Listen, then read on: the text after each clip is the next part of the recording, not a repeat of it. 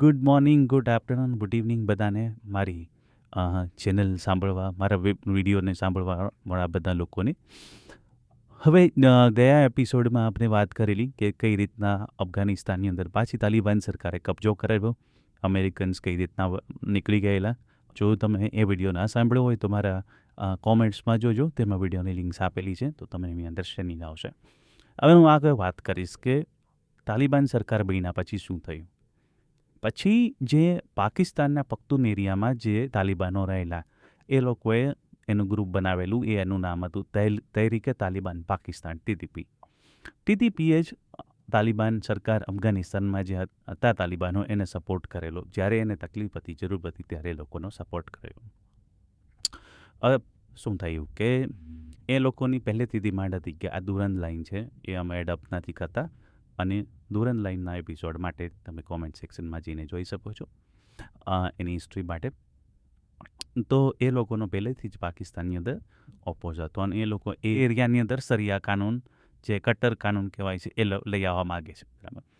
પણ પાકિસ્તાનની અંદર શું છે કે પહેલેથી જ પંજાબી પ્રાંતની સરકાર, લશ્કર, આઈએસઆઈ બધું પંજાબી લોકોના હાથમાં જ હોય છે. ત્યાં એ લોકોને આ લોકો જરા બી ગમતા નથી. આ લોકોને એ લોકો મજૂર તરીકે જ રાખે છે, જેમ કે બલુચિસ્તાનના લોકો અને આ ખૈબર પખ્તૂનવાલોના એરિયાના લોકોને.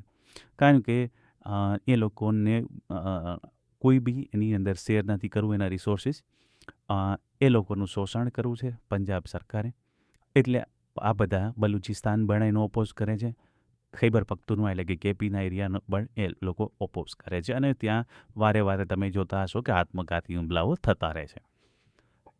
હવે એને માટે થઈને પાકિસ્તાન છે તાલિબાન સરકારને પ્રેશર આપવા માંડ્યું કે ભાઈ તમે ટીટીપીને કહો કે બંધ કરે. અફઘાનિસ્તાનની તાલિબાન સરકાર ટીટીપીને કઈ રીતના બંધ કરાવી શકે? કારણ કે જ્યારે અફઘાનિસ્તાન સરકારને જરૂર હતી ત્યારે ટીટીપીએ સપોર્ટ કરેલો, પાકિસ્તાને તો સપોર્ટ નહોતો કરેલો, ટીટીપીએ જ એને સપોર્ટ કરેલો. સો અફઘાનિસ્તાન સરકાર છે એ કંઈ એને બંધ ના કરી શકે. બરાબર. એટલા માટે થઈને પાકિસ્તાને અફઘાનિસ્તાન ઉપર હુમલા કરવાનું ચાલુ કર્યું. હવે અફઘાનિસ્તાન પાસે એરફોર્સ તો છે નહીં, એની પાસે થલસેના છે.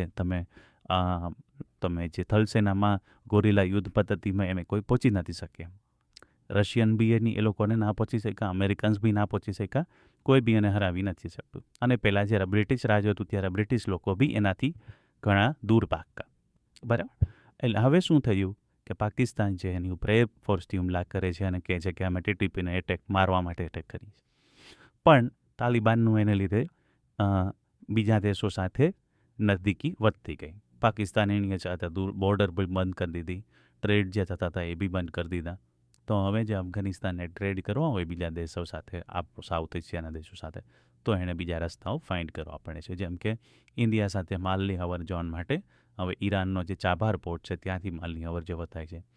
ઇવન હમણાં ઇન્ડિયાની અંદર તેમના ટ્રેડ મિનિસ્ટર આવેલા, એણે કીધેલું કે આપણે પ્લેનથી બી, કાર્ગોથી બી પણ માલની અવર જવર, જેમ કે મેડિસિન્સ ને એ બધું છે એ આપણે કરશું. ઇન્ડિયાની સાથે એના રિલેશનો બહુ સારા થઈ રહ્યા છે, મજબૂત થઈ રહ્યા છે. ઇન્ડિયન ગવર્મેન્ટ અને ઇન્ડિયન સોસાયટી, ઇન્ડિયન એનજીઓઝ બધી રીતના અફઘાનિસ્તાનને મદદ કરી રહ્યું છે. અને અફઘાનિસ્તાનનો not only with India but એના જે આજુબાજુના સેટલ એશિયાના દેશો છે એની સાથે પણ ટ્રેડ બહુ મોટા પાયે થઈ રહ્યો છે. એટલે એક બહુ સારી વસ્તુ કહેવાય કે જે તાલિબાન જે સરકાર હતી કટ્ટરતાના પંથેથી પાછી ફરી, અને એને ખબર પડી કે એમાં કટ્ટરતામાં કશું એટલું રહેલું નથી, એનાથી આપણને કશું મળવાનું નથી, અને આપણે નોર્મલ લાઈફનો બધા લોકો શાંતિથી જીવી શકે, વિકાસ થઈ શકે એવી લાઈફ આપણે બધાને આપીએ અફઘાનિસ્તાનની અંદર. અને એ રસ્તે જઈ રહ્યા છે, અને એના માટે થઈને આજુબાજુના દેશોનો, રશિયાનો સપોર્ટ લઈ રહ્યા છે. અને આ લાઈફની અંદર એ લોકો જરૂર આગળ વધશે અને વિકાસ થશે. એ બહુ સારી વસ્તુ છે. હવે હું નેક્સ્ટ એપિસોડમાં તમને બતાવીશ, વાત કરીશ કે એના અફઘાનિસ્તાન સાથેના ઇન્ડિયા સાથેના રિલેશન વિશે. તો થેન્ક યુ વેરી મચ. જો તમને વિડીયો ગમ્યો હોય તો તમે સબસ્ક્રાઈબ કરજો, ચેનલને લાઈક કરજો અને શેર કરજો. Thank you.